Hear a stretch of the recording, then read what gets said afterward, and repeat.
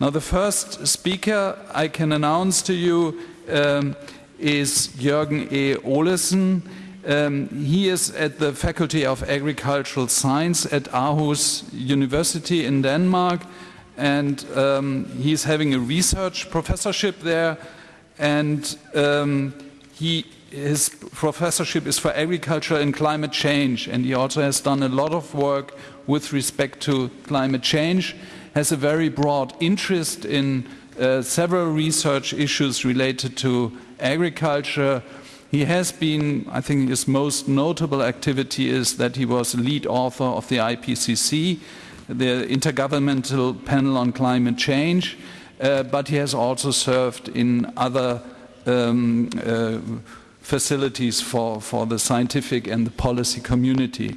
So we are looking forward for your contribution to give us some vision, some view on the future of agriculture. Actually, the topic of the whole session is called The Future of Food and Farming. So we're looking forward to your presentation. Thank you very much for the introduction. I was given this title of the presentation, Food Production of Tomorrow. I think there is one thing of which we can be certain, is that none of us will know what happens tomorrow, let alone in a few decades.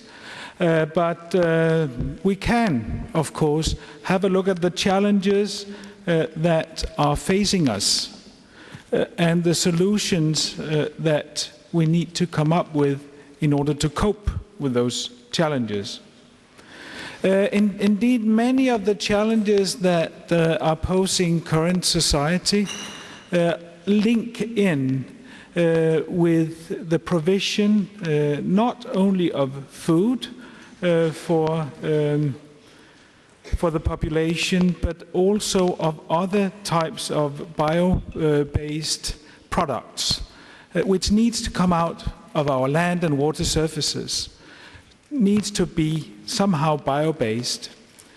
We are coming to the end of this era, which has been based on basically taking fossil sources out of the ground, because we are running out of those fossil sources, and they are also causing tremendous damage to our planet, to the environment, and also to some of the other natural resources that we are dependent on.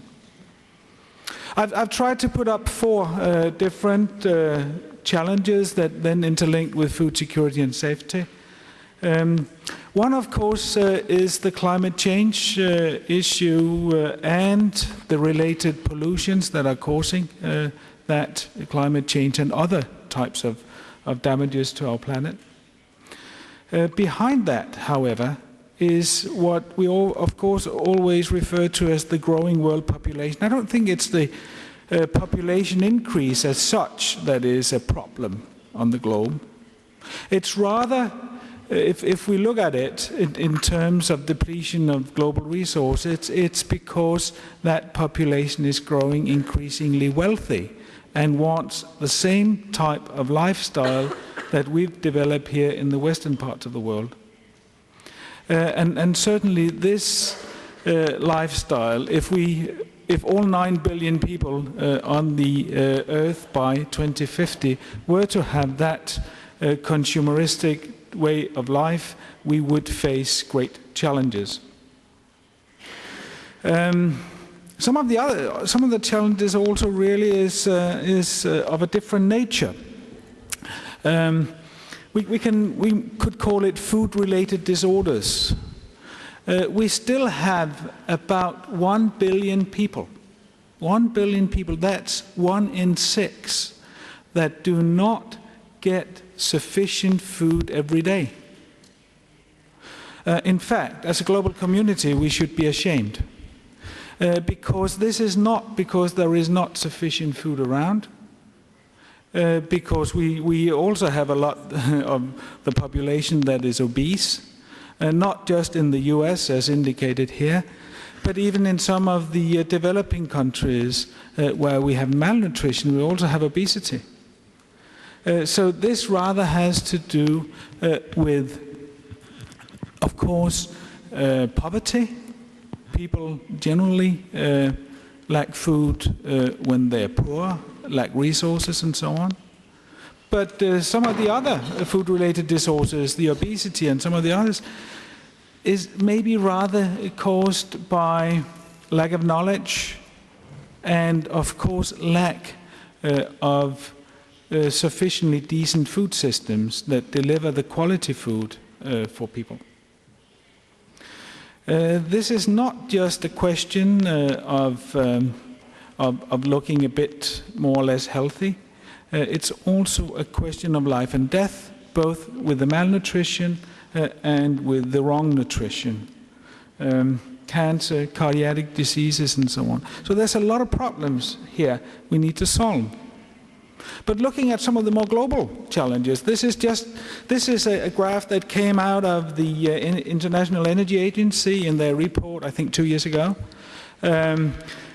saying that, okay, now even the International Energy Agency realizes we've got a problem with resources, in this case with oil.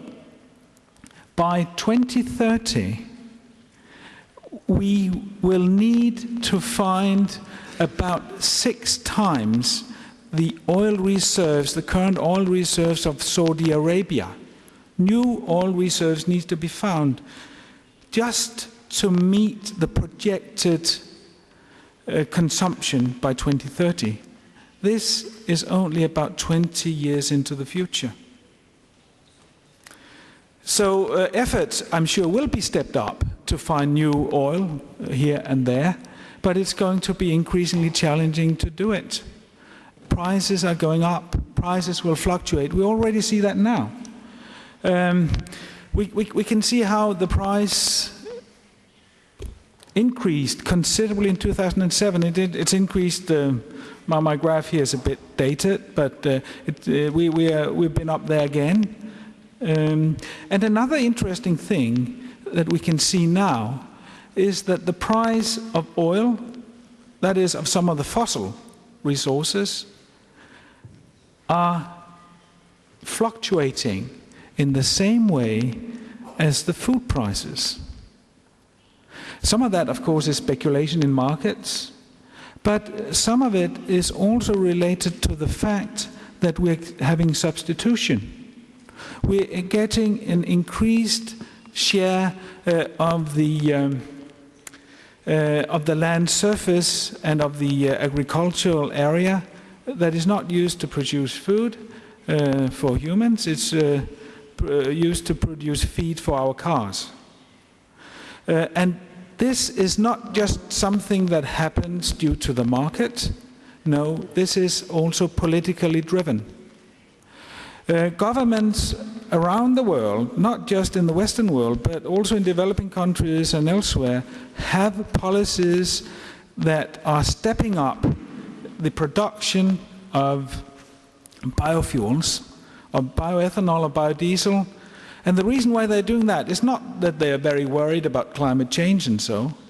No, the worry is lack of oil, lack of petrol. And of course this has great implications also on the capacity of our land surfaces to produce food when we're having this great increase in production of biofuels. If this was the only challenges we are facing, we might solve it. But we have other challenges as well that we need to be concerned about. And some of that has also been mentioned at this Congress. One important issue is the state of our soil resources. We are having soil degradation occurring many places on the globe for a number of reasons. Some of it, of course, is bad agricultural practices. Not just in industrialized, intensive agriculture, it also occurs in traditional farming systems for a lot of reasons. Some of it for market-based reasons, some of it is simply due to farmers not knowing better. The problem, of course, is that when you degrade these soils, it requires a huge effort to take them back again into fertile, highly producing soils. And some of the reason why we still are taking new agricultural area, new land area from forest and so on, savanna, into agricultural production is the fact that we are destroying good agricultural soils that are then taking out of the production. So we need to stop that. Unfortunately, many of the processes that are causing this soil degradation is also being exacerbated by other changes, such as climate change. They will enhance the soil degradation that we're having. We also use water. And water is a precious resource, in particular fresh water, of course. About 70% of global water consumption goes to agricultural production. Mainly, of course, in those parts of the world where rainfall is scarce and where, of course, also water in general is scarce. So in many parts of the world where that happens, we are taking fossil sources of water from the groundwater, or we are depleting the freshwater resources from lakes and so on. So again, this is a place that will be exacerbated by climate change. Many of those regions that are already having too high consumption of fresh water for agriculture will see the water resources dwindling in future climate change. So again, something that we need really to be concerned with. Agriculture contributes to pollution. I've just taken one graph here that comes from a 2-month-old assessment, the European nitrogen assessment. This was another assessment that I contributed to. For the first time, this assessment has tried to estimate what is the cost of pollution. What is the cost of nitrogen pollution in Europe?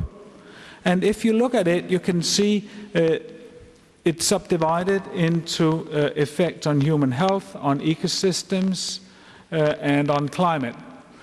Now, it may come as a surprise to you that the major cost of this is not in ecosystems or climate or anything like that. No, it's health.